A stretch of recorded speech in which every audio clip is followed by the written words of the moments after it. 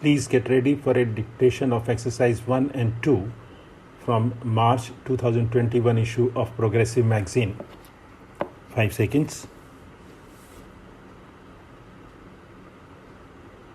Start. I am happy to be with you this morning to inaugurate your annual session and to attend your national conference. Speaking at such important business conferences is a matter of pleasure for me. But before accepting the invitation from the organizers, this time I wondered whether the pleasure of inaugurating your annual session comes with a price tag, because for the third consecutive year, the CII's annual session has been inaugurated by a different Prime Minister. Your President has said some good words about me in his welcome remarks. They are no doubt pleasing to my ears, but they also remind me of the enormous expectations people have from me and from my government. In the recently concluded general elections, the people have given a mandate to the BJP and its allies to govern. At the same time, it is a fractured mandate. The challenge before us is to do full justice to our job, even though we have a fractured mandate. I assure you that in spite of some teething problems, the people's desire to see a stable, strong, and action-oriented government in New Delhi will be fulfilled. We have accepted the challenge.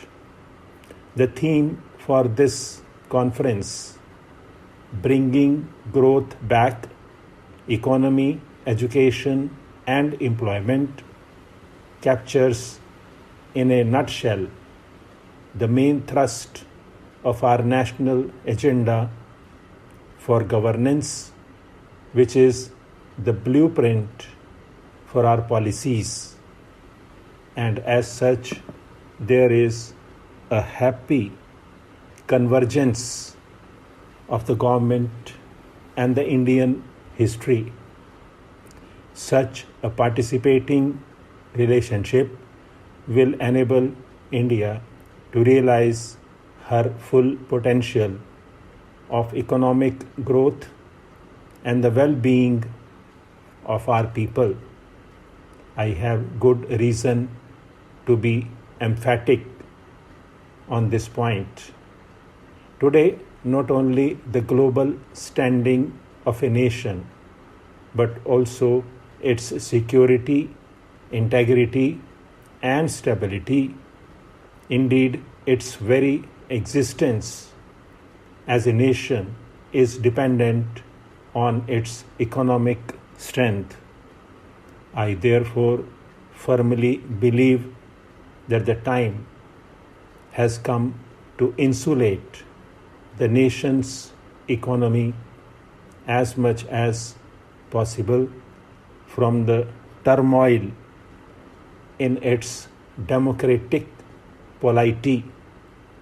It is high time all sections of our society, including those in business, industry, and politics, sank their partisan obsessions and focused their attention on the all-important national imperative: growth, more growth, and still more growth.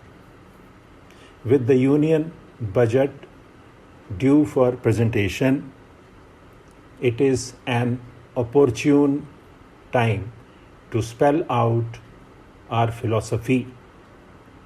The national agenda has stated in clear and unambiguous terms that my government shall strive to develop a national consensus on all major issues confronting the nation. The problems facing the Indian economy are too many, too complex, and far too important to be subjected to a partisan approach. We simply cannot afford to play politics with the nation's economy anymore. This indeed will be the real test of patriotism on the economic front. This point demands candid and even self-critical elaboration. The first phase of economic liberalization was launched in 1991. Some of the reforms brought about positive changes. Unfortunately, the measures taken to free the economy were not matched by checks and balances, and we have paid a price for those lapses. Also, the liberalization process suffered from inadequate attention to the eradication of unemployment and to many critical issues in the social sector such as healthcare, education, and housing. Importantly, it failed to give a momentum to infrastructure development, which is now choking growth. In our view, the reasons lie in the failure of the government to effectively address the core concerns of the Indian industry.